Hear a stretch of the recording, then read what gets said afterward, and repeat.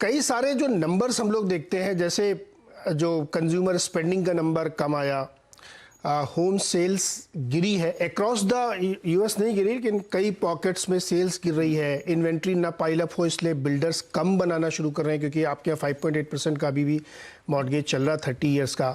Walmart ने का stock गिर गया और उन्होंने कमेंट्री दी कि अगले साल का प्रॉफिट मार्जिन हमारा नहीं रहेगा इतना, और उसके फिर चक्कर में सारे रिटेल के स्टॉक्स बुरी तरीके से पिटे क्योंकि उनको लगता है कि कंज्यूमर अब थोड़ा सा सचेत हो गया है, कम डिस्क्रिशनरी बाइंग कर रहा है। तो ये इम्पैक्ट तो दिख रहा है, फिर फेड को इतनी चिंता क्यों करनी है? नजर तो आने लगा। नहीं, सो नीरज, इसमें देखिए नजरिए ये है कि देखिए 8% से आप 7% या 6.5% पे आ जाएंगे तो कोई बहुत बड़ा तीर नहीं मार लेंगे ना उसमें, उसको आपको 2% पे लाना है। और देखिए 55 to 60% ऑफ जो कॉस्ट होती है वो वेज कॉस्ट होती है नीरज, हर चीज में, एटलीस्ट यूएस का इकोनॉमी का नंबर ये है।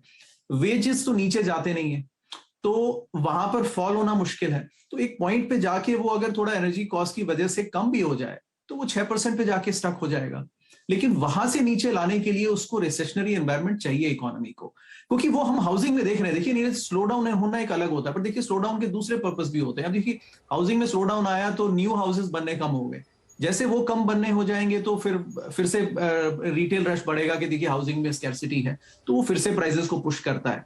तो we need a stronger Fed जो हमें सरप्राइज करे और very much ahead of the curve. Control इस समय फेड के हाथ में क्लियरली नहीं है नीरज, मुझे ऐसा लगता है।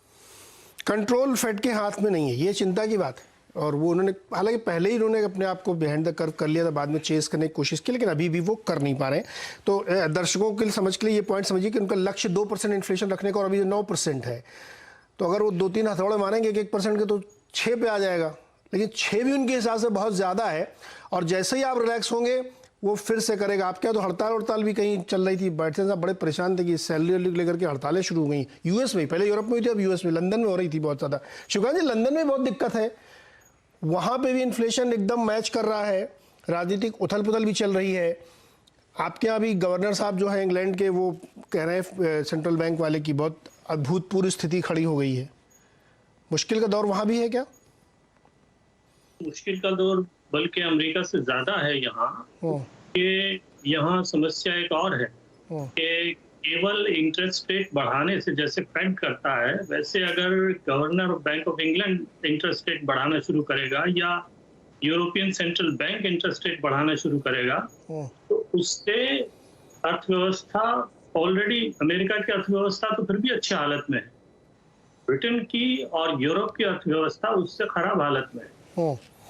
वजह है क्योंकि जो मतलब गैस का संकट और पेट्रोल का संकट और यूक्रेन की लड़ाई का संकट और सप्लाई का संकट भी है। देखिए ये जो अभी आपने आईएमएफ के आंकड़े बताए, इसमें सबसे डराने वाला आंकड़ा जो, जहां तक अर्थव्यवस्था की बात है, चीन की जो विकास दर है उसको घटा के उन्होंने 3.3% कर दिया है। और चीन की विकास दर में मंदी आने की वजह से आपका जो बाकी जो सामान है उसमें मंदी आई है, जिसमें जो मतलब मशीनरी बनाने के लिए आपको जरूरत पड़ती है चीजों की, वो नहीं बन रही हैं।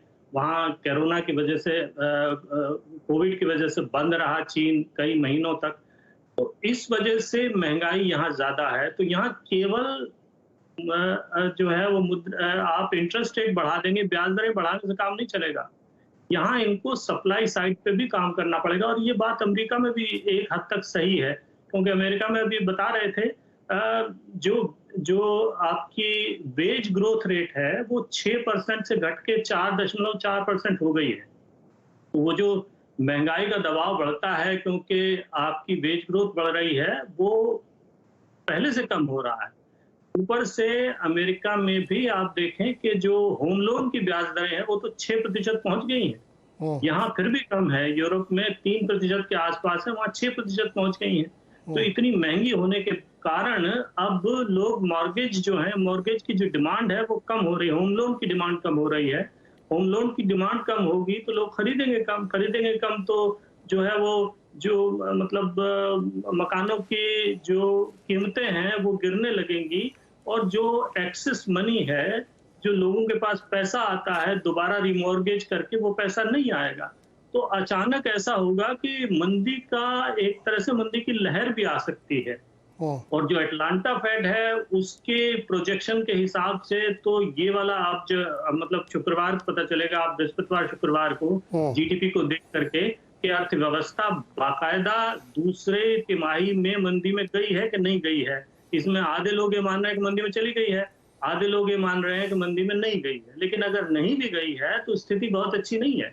तो कुल मिलाकर के फेड भी ये नहीं चाहेगा कि आप हार्ड लैंडिंग करें, सॉफ्ट लैंडिंग का दबाव है उनके ऊपर। अगर सॉफ्ट लैंडिंग नहीं करेंगे आप मंदी में पहुंच जाएंगे, मंदी में पहुंच जाएंगे तो और तमाम तरह की मुश्किलें खड़ी हो जाएंगी। और ये यूक्रेन की लड़ाई अभी इतनी जल्दी खत्म होने वाली नहीं है, ये घिसटती जाएगी।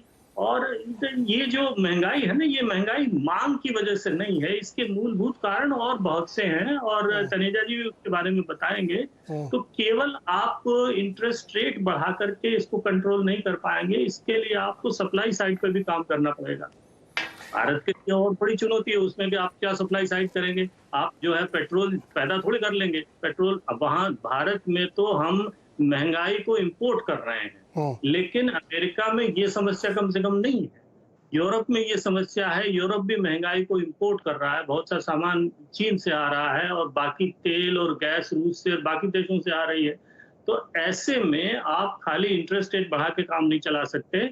और ये इंटरेस्ट, अगर आपने इंटरेस्ट रेट बढ़ाए तो उससे ब्याज दरें बढ़ेंगी, ब्याज दरें बढ़ेंगी उससे और महंगाई बढ़ेगी। तो आप महंगाई को घटाने की बजाय महंगाई को उल्टा और उसमें आग में घी का काम करेंगे। तो बहुत संभल के इनको चलना पड़ेगा। इसलिए अब ये हो रहा है कि फेड की जो ब्याज दर बढ़ाने की जो गति है वो सबसे तेज है। बाकी सारे बैंक फेड के साथ नहीं चल पा रहे हैं। आप छोटे मोटे देशों की बात आप छोड़ दीजिए, सिंगापुर है, मलेशिया है, न्यूजीलैंड है, वो फेड के साथ चल रहे हो, लेकिन जापान का बैंक फेड के साथ नहीं है।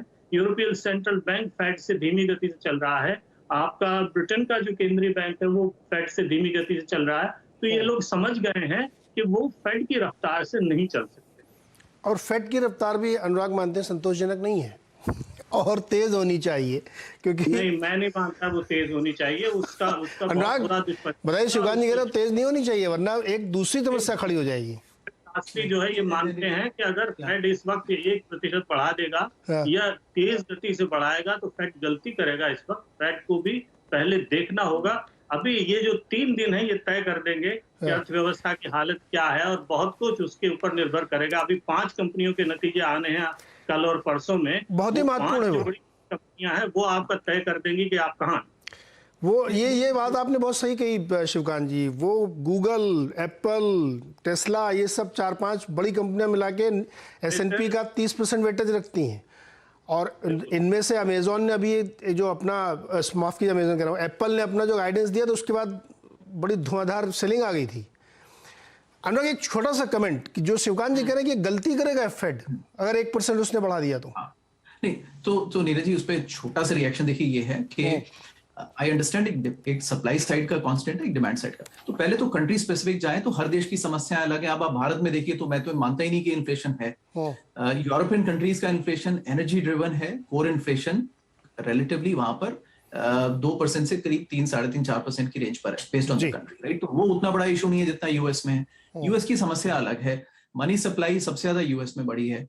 चौथा ये Neeraj, I think growth down होने के बाद भी ना स्टैगफ्लेशन का डर रहता है। तो फेड को तो इन्फ्लेशन कंट्रोल करना है अल्टीमेटली। अब ग्रोथ भी डाउन हो सकती है लेकिन इन्फ्लेशन फिर भी हाई हो सकता है। देखिए हर सप्लाई के ऊपर एक डिमांड इसलिए होती है क्योंकि लोग उस प्राइस को देने के लिए तैयार हैं। At some point physical policy Fed कहता है कि गवर्नमेंट संभाले, हमारा काम है उस डिमांड को पुल करना। फेड क्लेम करता ही नहीं है कि हमारा काम है सप्लाई सॉल्व करना, वो गवर्नमेंट का काम है। लेकिन अगर गवर्नमेंट अपना काम नहीं करे तो फेड को तो अपना काम करना पड़ेगा। ओके